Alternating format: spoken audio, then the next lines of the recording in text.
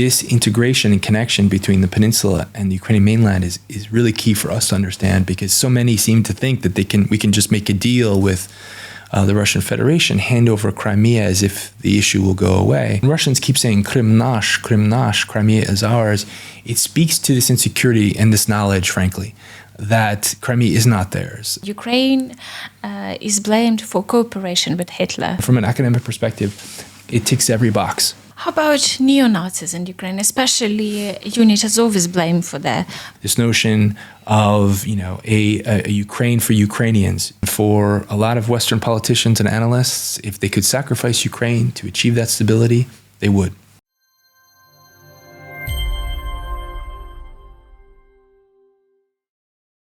The Black Days for the Crimean Tatars in 1944, what happened and how it changed Crimea forever? If we go back to this question of this provocative who's Crimea that gets propounded in public discourse, particularly in Russia, we have to remember, first of all, the centuries of history in which Crimea was ruled by the Crimean Tatar Khanate from the 15th century until the late 18th century. And this was a Khanate that had dominion over the peninsula of Crimea that juts out into the Black Sea, but they also had dominion over the lands of what we now know as southern Ukraine. So the steppe lands of southern Ukraine. Actually, if one traces the current contact line between Russian forces and Ukrainian defenders, it traces more or less the upper boundaries, the most northern boundaries of the former Crimean Tatar Khanate. So when Catherine invades the Khanate in the 18th century many times, eventually absorbs it into the empire, she takes the peninsula, but she also takes these southern steppelands of southern Ukraine. And the reason why they're taken is the interdependence of the peninsula with the Ukrainian mainland. And that's something that we need to understand very clearly, that the peninsula is a natural extension of the Ukrainian mainland. We have to remember that Crimea is not naturally connected to the lands of the Russian Federation, and that in terms of its resource infrastructure, the peninsula of Crimea is very warm and arid, so it's always relied on fresh water from Ukraine, resource flows from Ukraine.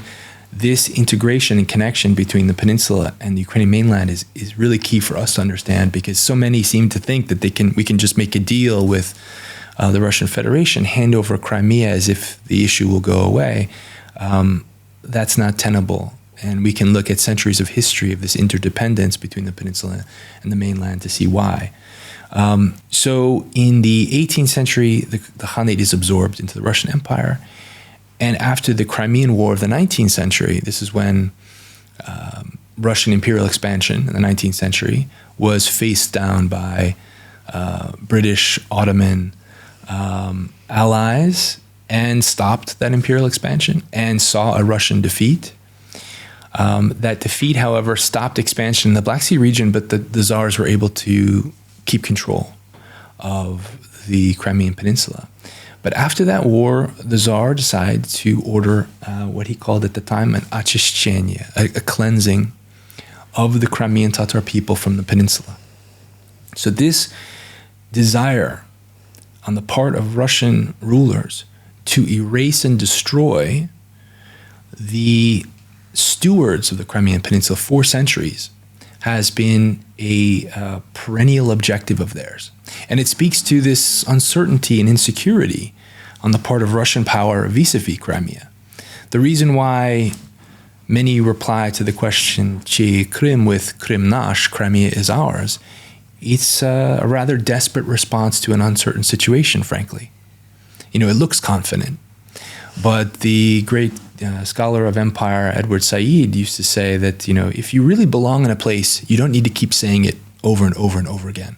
So when Russians keep saying Krim nash, Crimea is ours, it speaks to this insecurity and this knowledge, frankly, that Crimea is not theirs. And in fact, into the 20th century, we can talk about this hopefully a little bit later too, this notion of a Russian Crimea was just, even in the words and in the views of Soviet authorities, was not a real thing at all. So that's what brings us to 1944, because we can only really understand Stalin's murderous deportation of the Crimean Tatars as part of a broader campaign to erase the indigenous people from the peninsula, and it started under the Tsars. Stalin sought to finish what the Tsars started. And that took place in May of 1944 over the series of 72 hours, in which Crimean Tatar families, mostly children, women, the elderly, because so many men were off fighting at the front still in 1944, were placed on cattle cars, stuffed into them with no water, no food for over 2 weeks.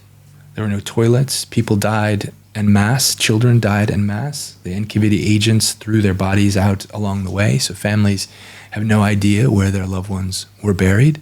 Sometimes the cattle cars would be decoupled along the way, so people who were families that were close to each other in one car at the start of their journey would then be separated and they would never see each other again. The Crimean Tatars were then placed in special settlement camps, which are basically concentration camps, for years, and they were not discussed or mentioned in the Soviet Union. And in fact, within months and years, the Soviet Union had erased all of these Crimean Tatar city names and village names. They sought to erase their history and identity completely. In fact, in 1967, they even tried to call the Crimean Tatars something else. They called them Tatars, formerly resident in Crimea. Now, the Tatars of today's Russian Federation, there's a place called Tatarstan, and the Crimean Tatars are different people, different historical trajectories. But the Soviet Union tried to effectively dilute the unique national history and specificity of the Crimean Tatars in the sea of Tatar culture more broadly. And that went on for decades across the 20th century. And amazingly, the Crimean Tatar national movement fought back. They were the most organized in the Soviet period. All dissidents learned from the Crimean Tatars. They said so. So any innovation of so-called inakodumsi or other thinkers, so-called dissidents, as we call them in the West, this is the term that a lot of so-called Soviet dissidents didn't like very much, but nonetheless, they learned from the Crimean Tatars, and that led to their ability to return in the late 1980s.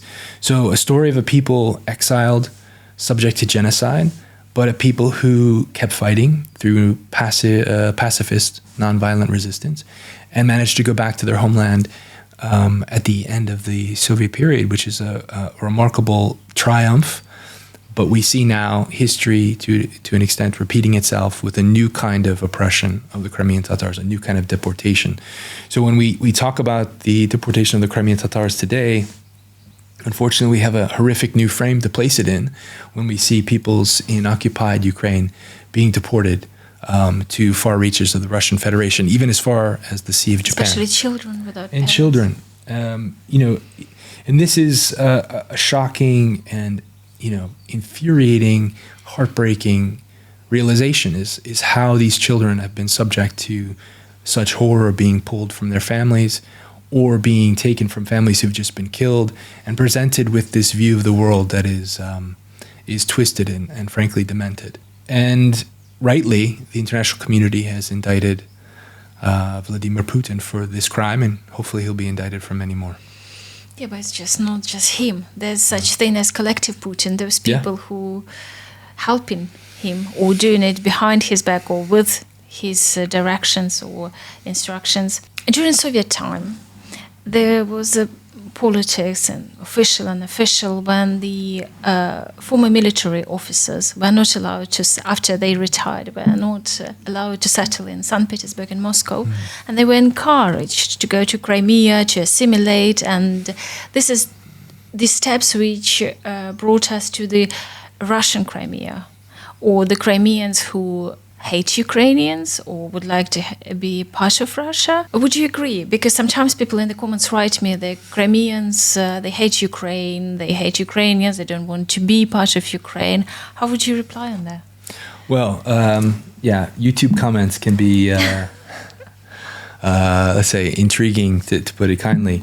Well, first of all, if one says the term Crimean, it's important to understand what do we mean by this term, right?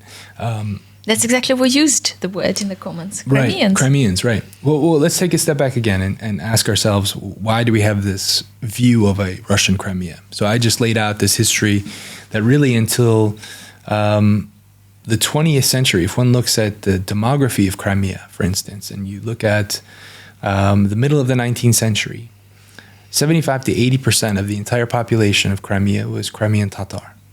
And because of that attempt by the Tsar to cleanse, and that's, again, the word he uses, so we often think of ethnic cleansing as a term that really evolves in the 20th century, but the Tsars were using it back in the 19th. That population drops to about 20-25% within a period of about 40 to 50 years.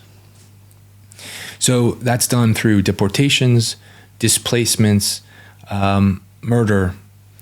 This takes place across the Ukrainian lands through various times in history. We can talk about how they happen in eastern Ukraine a bit differently.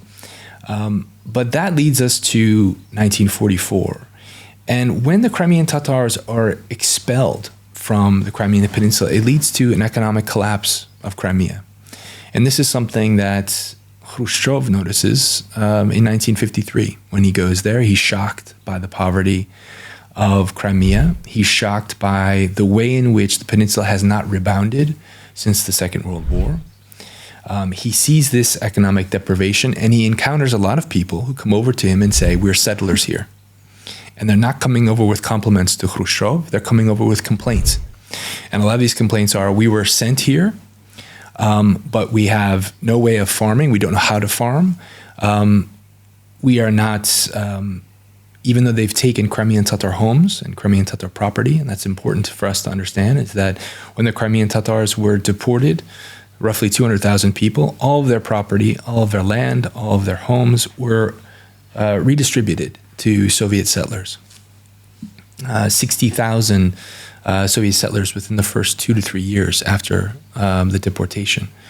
So those people were not happy with the situation in Crimea in 1953, which leads Khrushchev to do a few things. One of them is to understand that Soviet Russia is not administering the peninsula effectively.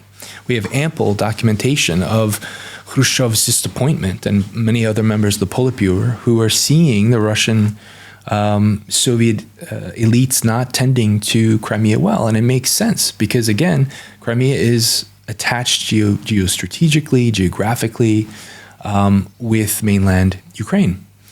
And so Khrushchev makes a very practical decision that by transferring the peninsula to Soviet Ukraine, he will see more administrative efficiency. And that's what develops, actually. So after 1954, some of the major infrastructural projects that lead to an image of Crimea as this kind of paradise on the Black Sea happen because of effective and efficient Soviet Ukrainian administration of the peninsula. We in the West sometimes think of this as some sort of gift from Khrushchev, right? It's used in the narratives quite often. Complete ahistorical and inaccurate way of thinking about it. It was like anything, you know, anytime one makes a political transition, sometimes it'll have a coding that is ceremonial in some way. But the real need was to revive Crimea, and that's what happened. At that same time, in Soviet documentation, we have Soviet elites saying things like, their project is to, and the Russian is something like, «Сделать Крым новым Крымом со своим русским укладом». Something like, we're trying to make Crimea a new Crimea with its own Russian profile, its own Russian shape. And so what we see in comments like this is a certain understanding among Soviet elites themselves that this so-called Russian form on Crimea didn't exist. But now that the Crimean Tatars have been deported, now with all these settlers coming into Crimea, they can reshape it. And that's what they did. So Soviet Ukraine resurrected its economy, but the Soviet Union more broadly made it into this image of Soviet largesse and relaxation and beauty on the shores of the Black Sea. That was a project of disinformation and soft power. It involved many people, particularly military figures, as you mentioned before, settling there. And naturally, those that do settle there and are coming from a Russian military background have certain views that are, let's put it very plainly, chauvinistic vis-a-vis other Soviet peoples at this time. So we can get into nationalities policy in the Soviet Union if you like, Jenny, but that's a big issue. Yeah. But those Russians who settle in and around Sevastopol and across the peninsula have a certain view about Russian military power that's not too far from the view that we see today. And so naturally, it is not open to other nationalities and ethnicities. It had a very racist view to the Crimean Tatars, and one might even say to Ukrainians as well. And that led to a situation in the 1990s that became sensitive, but was largely resolved in 1996 with the introduction of Ukraine's constitution. Crimea becomes well integrated into the political structures in Ukraine. And really what happens in 2014 is a major surprise, and only really due to Russian intervention. But what happened in 2014? Well, there's, of course, the situation in Kyiv that we need to be aware of. So the so-called Maidan revolution, Euromaidan, the Revoluция Hidnosti, a revolution of dignity, takes place. Sometimes in the West, we hear about this term, the ouster of Viktor Yanukovych, as if somehow Viktor Yanukovych was jettisoned from his position as president of Ukraine by protesters who carried him out from office with pitchforks or something. It didn't happen. Yanukovych left seemingly of his own accord, and we see him leaving well before certain agreements are made with European intervention with the protesters.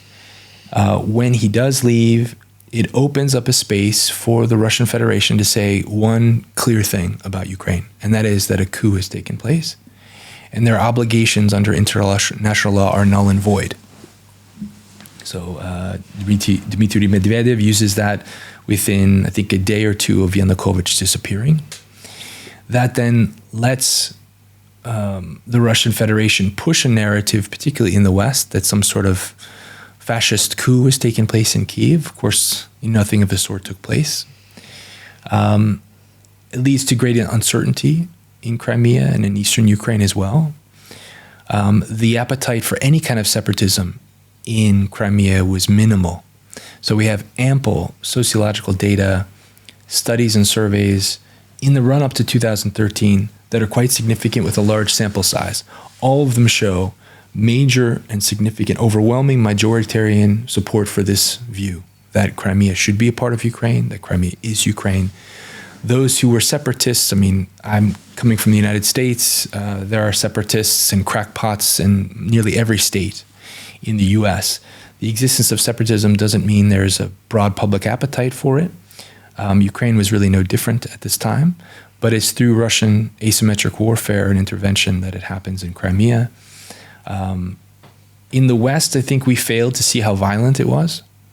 So it involved tanks barreling down and destroying walls. The Green Men. But often in the West, we showed on television the Green Men kind of standing quietly amid various residents of Crimea, appealing to them for some knowledge or guidance. But actually, behind the scenes, there were a lot of military objects destroying other Ukrainian military objects, so destroying the Belbek Air Force Base, under cover of night, using helicopters to storm Ukrainian barracks, to pull Ukrainian service personnel out, humiliating them, handcuffing them. It was a very violent takeover of Crimea.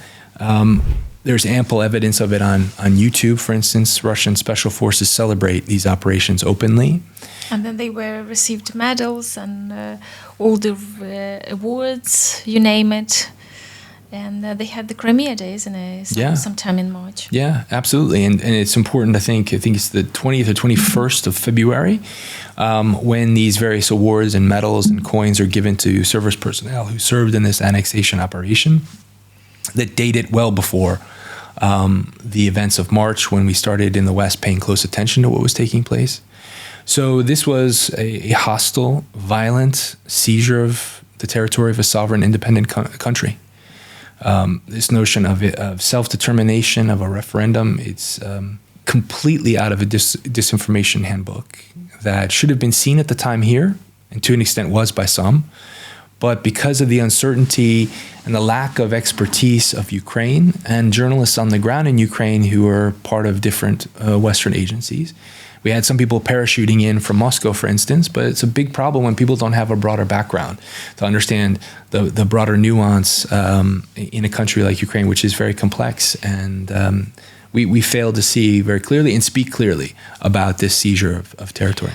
You know, there was such a big difference in 2014 and 2022 when there was full-scale invasion, because in the London newsroom, the stigma and against Ukraine and the trust to Russian officials, Russian media was so big. When there's like any news coming through, the editors would check first if it's true on the Russia Today websites. Oh, Russia Today says it's not true. Or Russia Today says different. This is how it is. And for me, it was very difficult as a Ukrainian to prove and to give the alternative view and explain it about propaganda. It took a while. In 2022, it was different. The British journalists in the newsroom, they were prepared. They knew their way around. But in 2014, it was hard work. It was almost impossible. And I remember we were doing at the BBC the documentary for BBC Panorama, and there was exactly the annexation of Crimea, the protesting meetings in Donetsk, where some women were calling for Putin to save the Russian speakers or Russian language, and I wasn't heard. I was trying to explain that Russian language feels good in Ukraine. It doesn't need anybody's protection. And so many of these so-called protesters in places like Donetsk or Kharkiv were coming across the border from the Russian Federation. And so my friends, journalists in Kharkiv, for instance, used to do something very clever to understand where protesters, quote unquote, were coming from. They would ask protesters what time it is. And Russia is in a different time zone, 2 hours ahead of Ukraine. And often they'd see that these watches were showing 2 hours ahead of the time in Kharkiv. So you could see in ways that have been now, and I think the scholarly consensus has been slow to catch up with some of the best academic work about what took place in 2014 in both Crimea and in eastern Ukraine, that this was not some sort of local uprising of separatists. This was not it wasn't a civil war. This was Russia's aggressive intervention. There's a great book by Jakob Hauter called Russia's Overlooked Invasion that shows beyond any reasonable doubt just how explicit and directed these operations were in eastern Ukraine. And they operationalized and took advantage of our ignorance of the country and created enough confusion and generated enough noise for people not to listen closely to your voice, or the voices of people like colleagues Tamila Tasheva, Ali Maliev in Crimea, who were part of a group called Crim SOS, or Crimea SOS, that was trying their best to reach out to journalists in the West, to really give them on-the-ground information, to explain just how complex this was, that these people weren't local, or if they were local, they were extremely marginal. Aksyonov, who's been basically at the helm in Crimea since 2014, was an extremely marginal figure in Crimean politics. His party won only a few votes out of hundreds available to it in the Crimean parliament. Yet, once you give some of these figures weapons and you create enough uncertainty, they can wreak havoc, and that's what they did. Many compare Putin and Stalin. In your view, how similar and different they are? Both have no regard for human life. Both have no respect for human life. Both have no qualms with killing their own people. Both effectively have very poor strategic vision. So it's worth remembering that Stalin makes an alliance with Nazi Germany between 1939 and 1941. This is a major act of collaboration with Nazi Germany. Were it not for that alliance with the Soviet Union, it's doubtful that Germany would have grown as strong as it did. And clearly, Hitler had a view of invading the Soviet Union at some point, and Stalin wasn't prepared for when it occurred. So during Operation Barbarossa, which was a disaster for the Soviet Union, it involved the Red Army deserting most of Ukraine, and not only deserting Ukraine, but destroying its infrastructure, destroying its supply lines, its dams, its geostrategic infrastructure, leaving people to their own devices, asking them to create a scorched earth with no political authority, leaving them to the whim of a violent occupier. So Stalin's strategic vision was extremely poor. I would say the same for Putin here. It's a major strategic error, this idea of trying to conquer Ukraine, seeing Ukraine as part of some sort of ancient historical space. It's complete absurdity. It's a fantasy that he has seen in his own life time and again proven false. There's a reason why in 2014, 2015, they have to use Russian regular forces to invade along the coast of the Azov Sea, because the Ukrainian forces were pushing against the Russian proxies. They were succeeding, and Russian forces had to come in and intervene. And so that effort stopped, and it stopped for a reason, because Ukrainian civil society is strong, Ukrainian identity is vibrant, it's complex and imperfect like all identities are, but it stopped that invasion. And this notion that after so many years in 2022 he could take all of Ukraine, it's nightmarishly stupid. Ukraine was occupied by Nazi Germany, and till now, during this Russian war in Ukraine, Ukraine is blamed for cooperation with Hitler. Could you put this record straight? How relevant it is, and how meaningful or important, or why this narrative still here? The why is very important here, Jenny. Yeah, the why. I mean, I think if we take a step back and talk about, collaboration with Nazi Germany and collaborationism, and try to understand what we mean, first of all, by this. So if we are trying to understand the history of collaboration, and it's an extremely important topic, a very fraught topic that makes complicit so many peoples across Europe, it's very widely studied. But when we look at the case of Ukraine today and this issue that you've just pointed to, people bringing up Nazi collaboration vis-a-vis Ukrainians seemingly more often and more frequently than others, it points to, I think, a failure of our understanding of what collaboration was. So, of course, we have to start with the collaboration of countries of the Axis forces. So Hungary, Romania, Slovakia, obviously Italy, Vichy France, for instance. These were states that had massive resource that lent themselves to the German war effort that was destroying Europe and ravaging and murdering hundreds of thousands, millions of people. Vichy France, for instance, used French labor and participated in the deportation of the Jews in the Holocaust. So that's one area of collaboration that we tend not to talk about. Certainly we don't talk about collaboration of the Soviet Union with Nazi Germany. I just mentioned that. 2 years of really close cooperation, secret protocols in which they shared information, their security services were learning from each other. That's really significant, influential collaboration. Interestingly, what we tend to do now is if we're talking about collaboration, we talk about peoples, not states, but peoples who were under Nazi occupation. And before that, they were under Soviet occupation.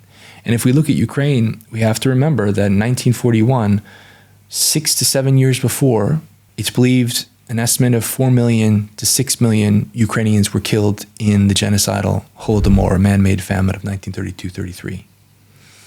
So that's evidence of living under Soviet occupation that was clearly felt by so many Ukrainians across the country. And it's not for nothing that actually in 1934, the Soviet capital moves from Kharkiv to Kyiv.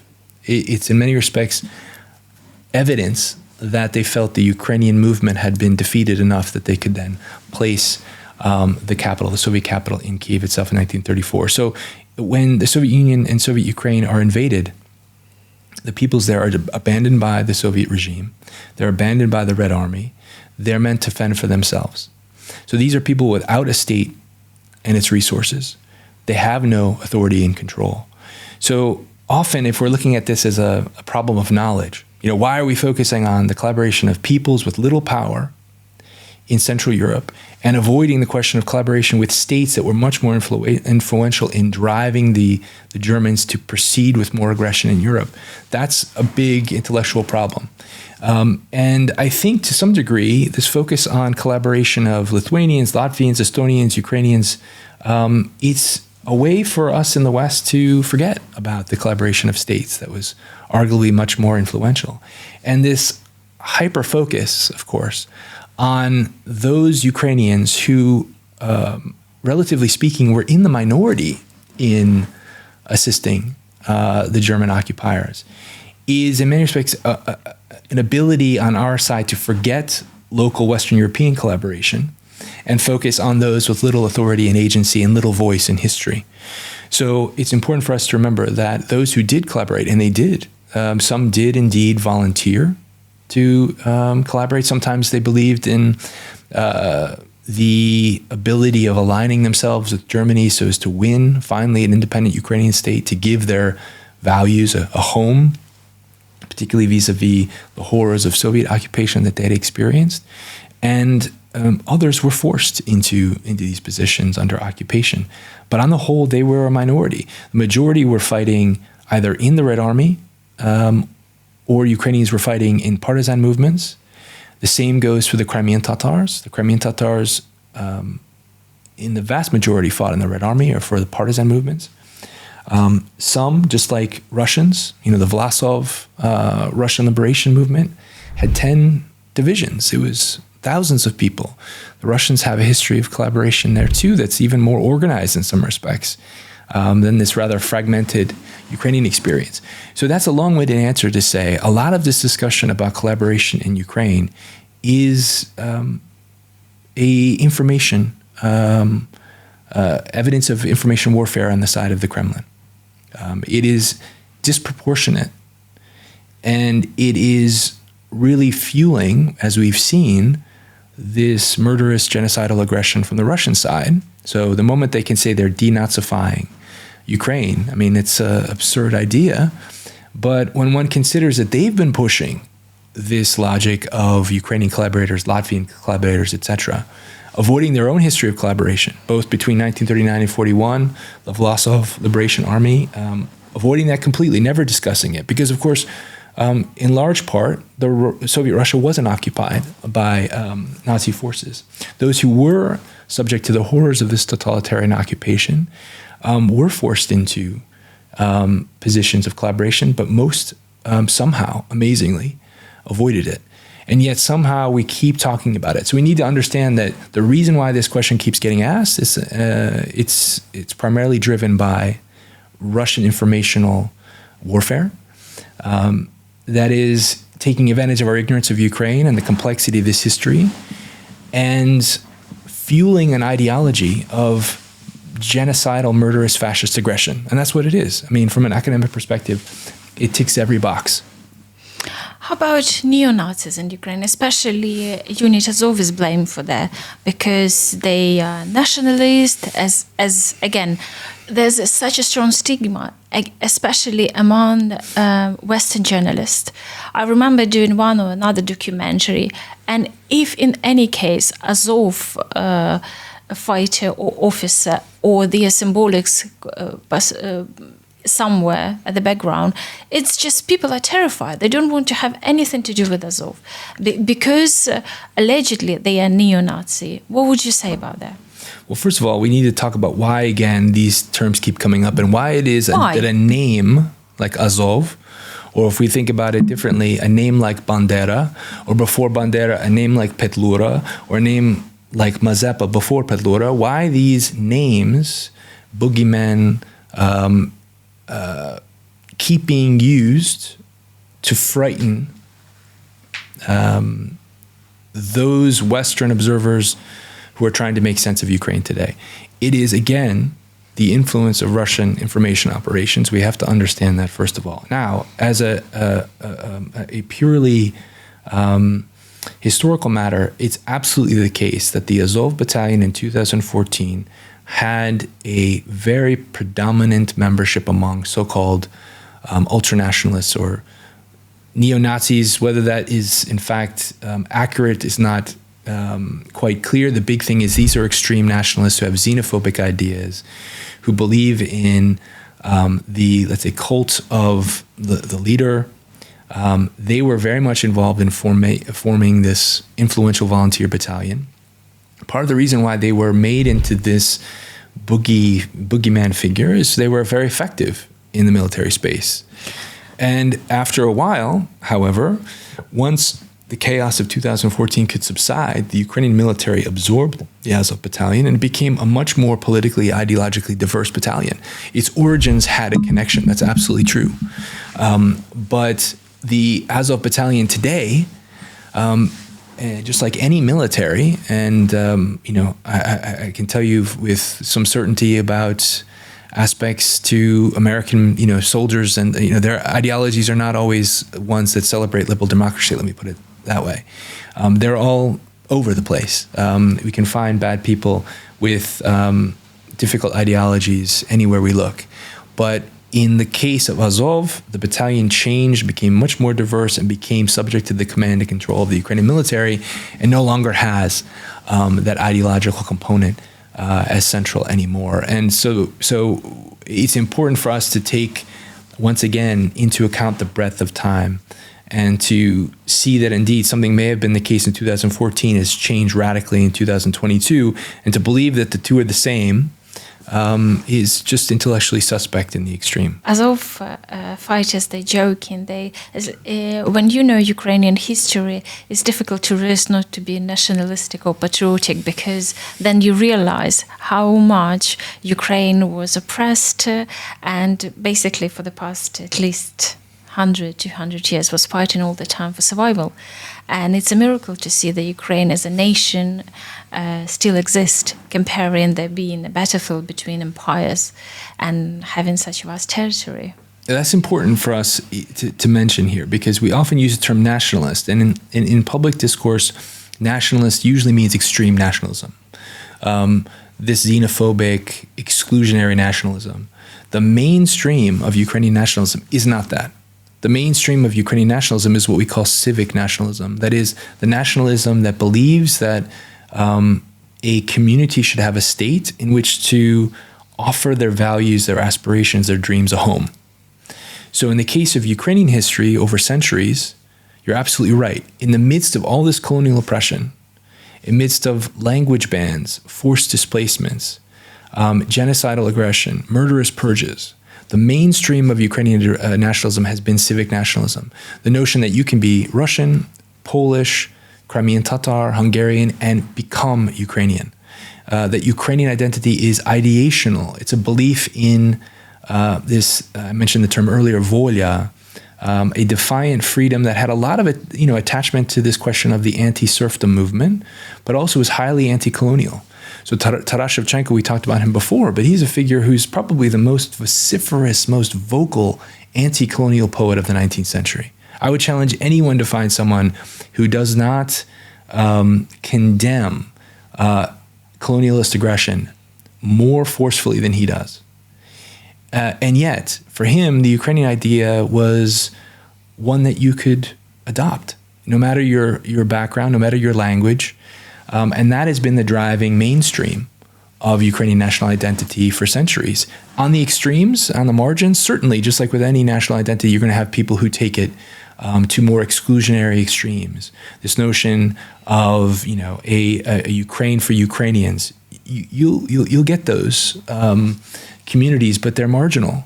And in the story that we often speak of Ukrainian nationalism and the Ukrainian national project in the West, we miss this remarkable story of a civic national movement founded on an idea of freedom that is opposed to aristocracy to the West and autocracy to the East, that is alive today, and obviously since the full-scale invasion has been driving Ukrainian national identity in the midst of a horrific invasion and active aggression.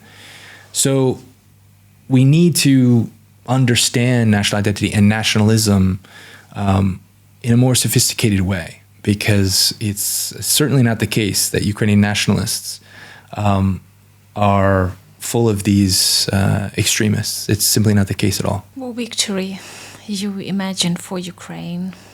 Is there some attributes to the victory or something else, if you thought of it? Well, I dream about it all the time. I can't not admit that. I think, though, those visions of victory have to be for Ukrainians, because they are those who are standing down this aggression and suffering through it, and also prevailing. However, it's important for us to say that in the West we often talk about Ukrainian resilience, and we celebrate that, and I get it, and it's a remarkable story, but we can't take it for granted, and we need to fight with Ukrainians to give them everything they need. And if we do that, if we're creative, if we're proactive, if we stop being constantly conservative and reacting and drip feeding support for Ukraine, I think we can achieve a victory that sees Ukraine's sovereign borders restored. It has to be said that there are some prominent voices out there, even among my colleagues in academic life, who are saying some irresponsible things about what it would take to get to that point of a victory that sees Ukraine restore its control over its sovereign, internationally recognized borders. I think it can be done. It can be done with giving Ukraine the weapons and the support it needs. It doesn't involve, as an esteemed professor, Stephen Kotkin, has said, Ukrainian forces taking taking Moscow. It's a straw man argument completely. It can be done in a lot of different ways. We need to trust Ukrainian authorities and Ukrainian military, which have shown remarkable strategy, restraint, and vision. We need to trust, support them.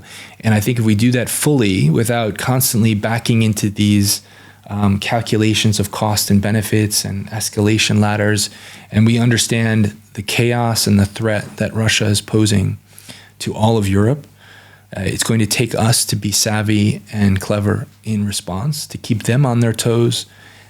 We need to fight a bit more like that and get ourselves on a mental war footing, to understand that none of us wanted any conflict with Russia. The main aspiration I saw when I first came here in 2008 was stability.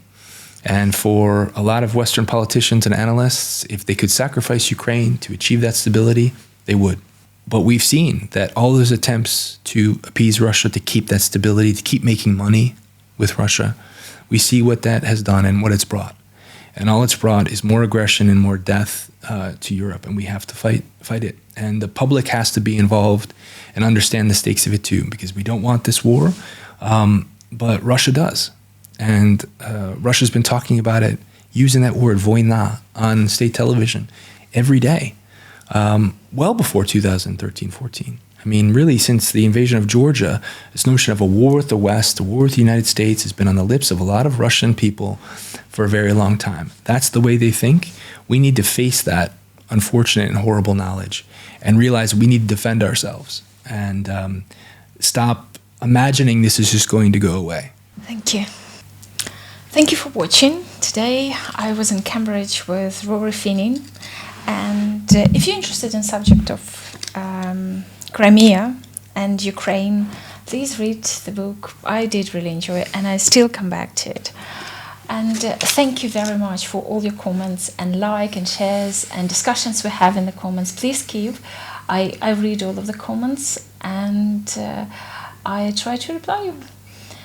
And again, like, share, subscribe. Thank you.